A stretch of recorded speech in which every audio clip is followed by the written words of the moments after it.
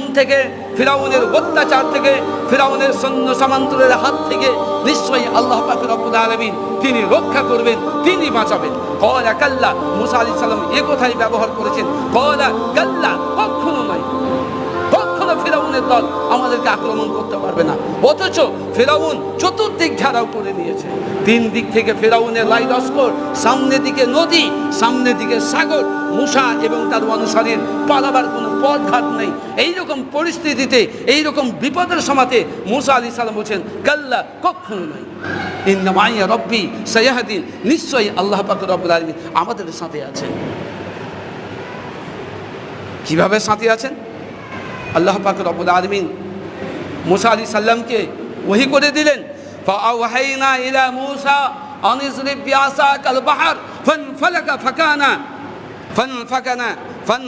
ফাকানা কুল্লা ফিরকিন